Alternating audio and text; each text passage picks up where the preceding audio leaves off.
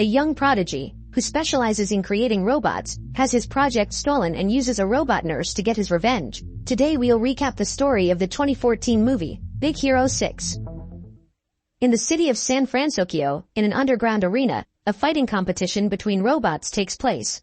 During the contest, the robot controlled by the pink-haired girl apparently manages to defeat its opponent. However, suddenly, Yama's robot gets up and uses a chainsaw, attached to his arm, to rip the opponent's head off. After the victory, the man asks who will be the next to challenge him, and Hiro Hamada, a 14-year-old boy, enters the challenge to duel against that guy.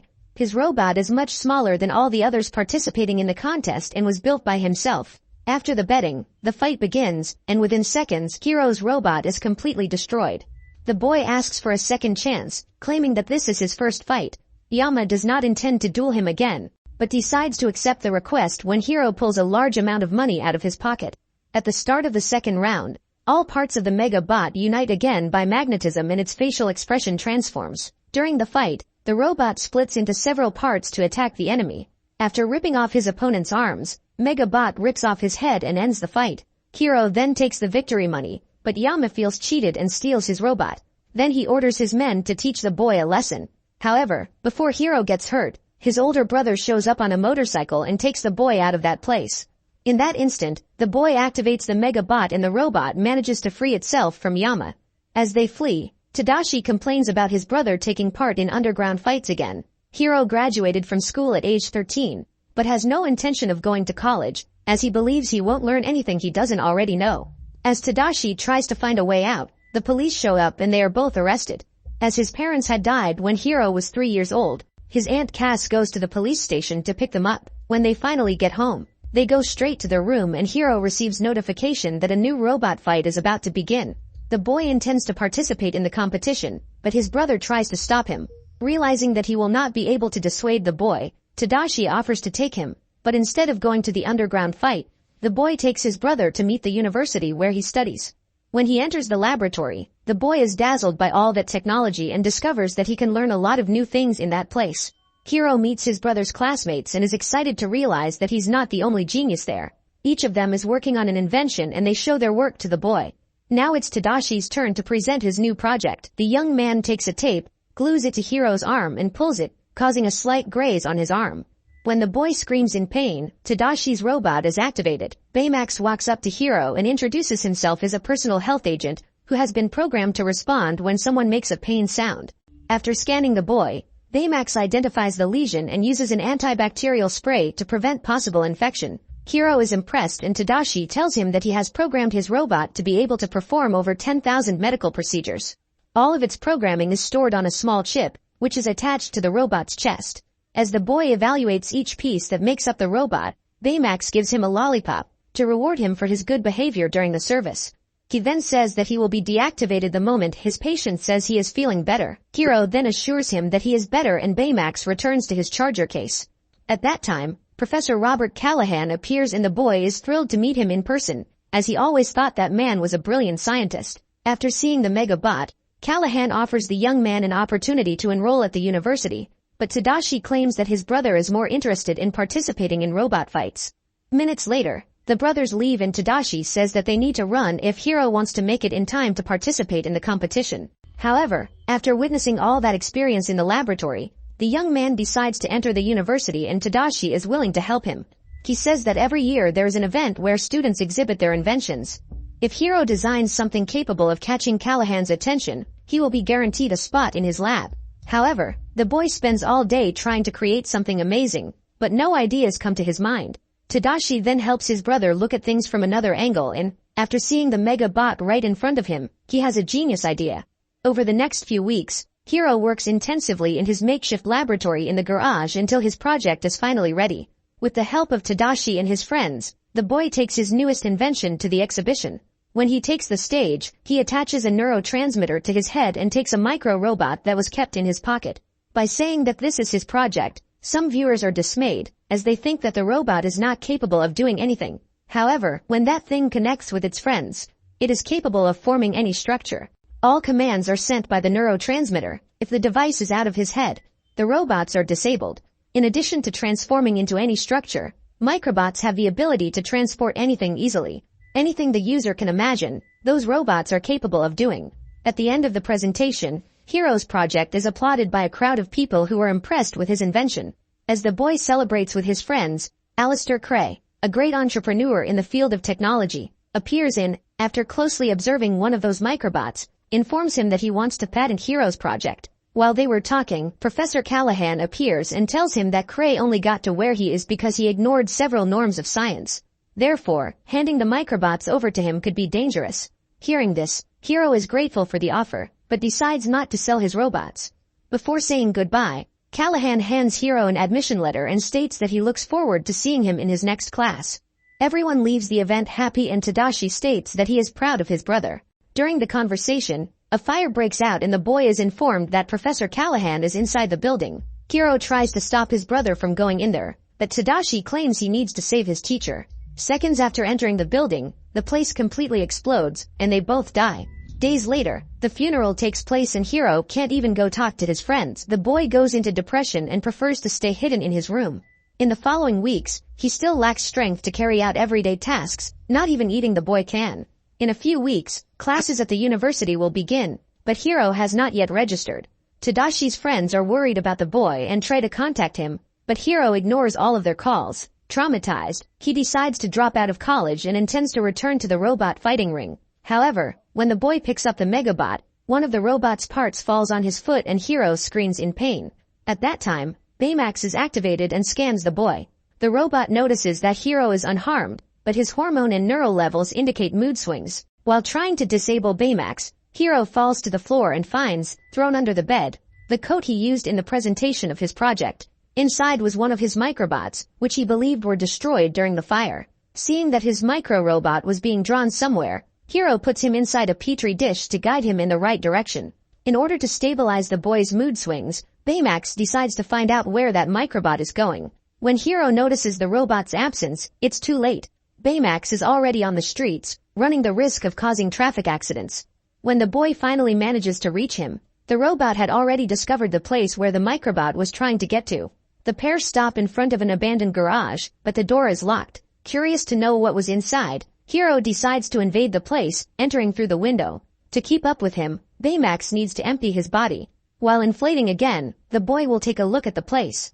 At that moment, he finds some machines working on manufacturing new microbots.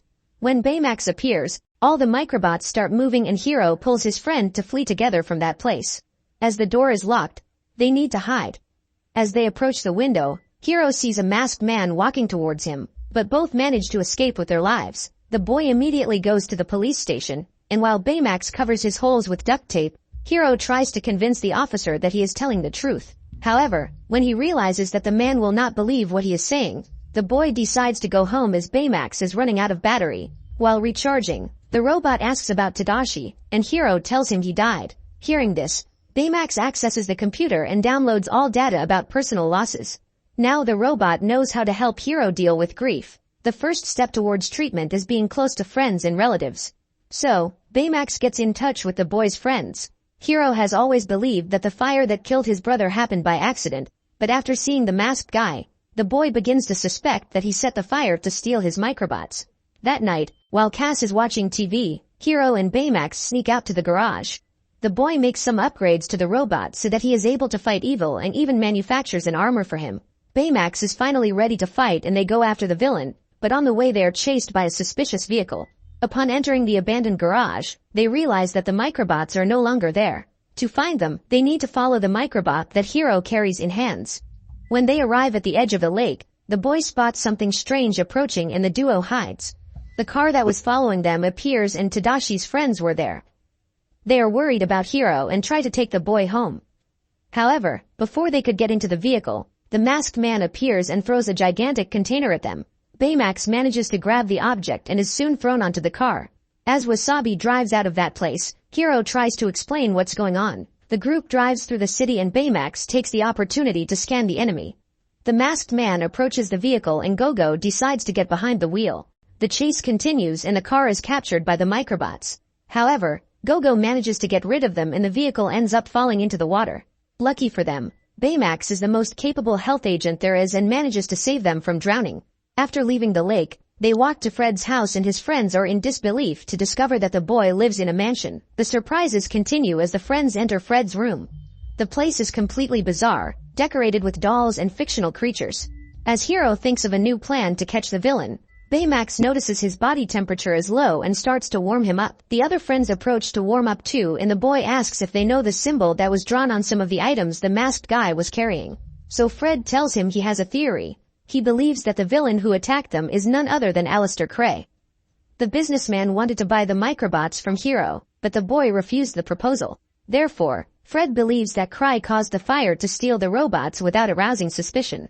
But Hiro doesn't fully believe this theory and claims they need more data to find the suspect. At that moment, Baymax says that he scanned the masked man and knows all the data related to his health status. Hearing this, Hiro comes up with a new plan that consists of scanning the entire city at the same time so that Baymax can locate the masked man. For this strategy to work, the boy will need to improve the robot's sensor. All the friends agree to help him in this mission and Fred is excited about the idea of becoming a superhero. As they work on their suits, Hiro surmises that the villain's neurotransmitter is in his mask. If his theory is right, just take off that guy's mask and he'll lose all control of the microbots. Before putting the plan into action, they use the mansion space to train with their new inventions and use Fred's butler as a guinea pig for their experiments.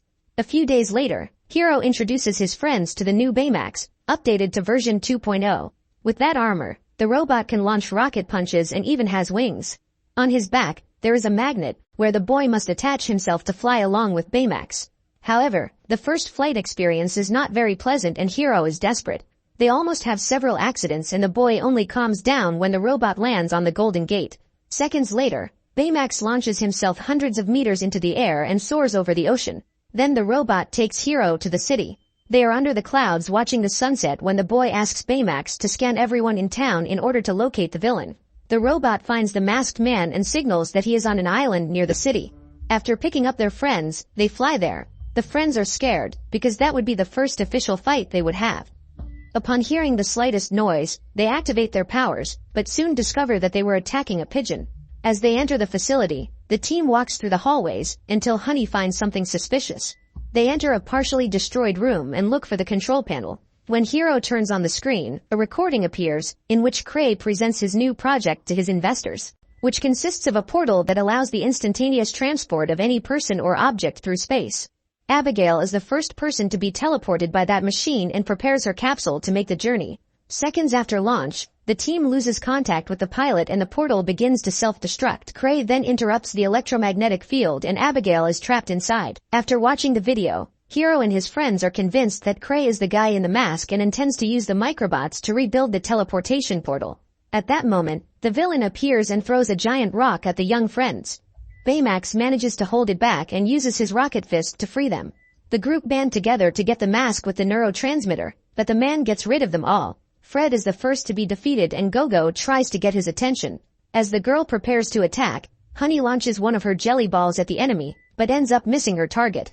At that time, Wasabi appears and needs to use his laser sword to defend himself from the microbots' attack. After all his friends are defeated, Hiro and Baymax appear flying and the boy manages to rip the mask off the guy who killed his brother. It is at this moment that the young boy discovers that the villain, in fact, is Professor Callahan. During the fire at the exhibition, the man used the microbots to protect himself, meaning Tadashi died for nothing. Upon discovering that the man saved himself and allowed his brother to die in the fire, Hiro orders Baymax to destroy him. However, the robot's programming prevents it from harming any human. So, the boy takes out his original chip, programmed by Tadashi, and inserts another card, with a programming that allows him to attack anyone who gets in his way, while the other ones try to stop Baymax from eliminating a person. Callahan manages to retrieve his mask and escapes with the microbots. In the midst of that chaos, Honey manages to insert Baymax's original chip and the robot returns to normal. Furious, Hiro goes after the professor and tries, again, to change the robot's chips. However, Baymax manages to stop him and claims that his purpose is to heal the sick and injured, not hurt people. He then shows a recording made by Tadashi. The boy recorded every attempt to make Baymax work. After 84 tests, he was finally able to get the robot to work properly and was extremely happy to know that Baymax will be used to help many people. Seeing this video, Hiro gets emotional and asks the robot for forgiveness for what he had done. At that moment, his friends show up and deliver a flash drive containing a new recording they found on the island. In the video, Callahan arrives just as Abigail is trapped inside the portal and the group discovers that the woman was the professor's daughter. Now, Callahan seeks revenge on Cray. As the man introduces his company's new campus, the masked man appears and captures him. Callahan claims that his daughter died because of Cray's arrogance, as the businessman knew that the portal was not yet complete and still allowed Abigail to enter it. In revenge, the professor uses the microbots to rebuild the teleportation machine and eliminate everything most precious Cray has. Before the place is destroyed, Hiro and his team show up and try to convince Callahan to give up his revenge, but the man instead attacks his students and takes down Baymax. Hiro is thrown away and ends up being sucked into the portal. His friends try to save him, but they end up being captured by the microbots. Seeing his partners in danger, the boy asks his friends to destroy the robots, as they would be sucked into the portal and could no longer follow Callahan's orders. When he realizes that Hiro is in danger, Baymax manages to break free and go to save him. Now, with the entire group together, the boy asks his friends to focus their efforts on destroying the robots while he distracts Callahan. By the time the man realizes it, he is down to less than half of his microbots and Baymax manages to retrieve the mask. By removing the neurotransmitter from his head, the portal starts to collapse and begins to suck everything around it. Cray states that there is no way to turn it off, and in a few minutes, the portal will self-destruct. The only solution is for everyone to move away from that location. But Baymax detects a sign of life inside the machine and decides to go there to help. After all, that's what it was built for. His sensor indicates that there is a woman inside and she is in a state of hibernation. Immediately, Hiro realizes that this is Callahan's daughter and decides to accompany Baymax on a mission to save her. When they cross the portal, they are faced with a completely different universe. As they try to reach the capsule, they must dodge the thousands of Cray tech debris. After finding the capsule, they prepare to leave. However, on the way back, as they are about to go through the portal, a giant debris appears and Baymax jumps in front of Hiro to protect him. At that instant, his armor is destroyed and his thrusters stop working. The robot can't get out of that place anymore, but it's still determined to save Hiro and Abigail. The boy despairs and tries to think of another solution to save his friend. However, there is no time for that, as the portal will soon be destroyed. So Baymax asks if the young man is feeling better, and when Hiro says yes, the robot is deactivated. But first, he uses his rocket arm to send the capsule out of the portal before it explodes. Minutes later, the ambulance appears. Abigail is taken to the hospital and Callahan is arrested. Weeks later, Hiro starts attending university with his friends, and one day, when he takes Baymax's arm out of a cardboard box and places it as an item in his lab, the boy finds the robot's chip. The object was tucked inside his fist and contained all of Baymax's stored programming. Hiro just needs to create a new robotic body and insert the chip. In this way, the boy manages to bring his friend back with all his memories. Along with their team of young nerds, they continue to act as superheroes and take care of the residents of the city of San Fransokyo. So what did you think of this movie? Leave it in the comments below. And if you liked the video, please like and subscribe for more movie recaps. See you next time.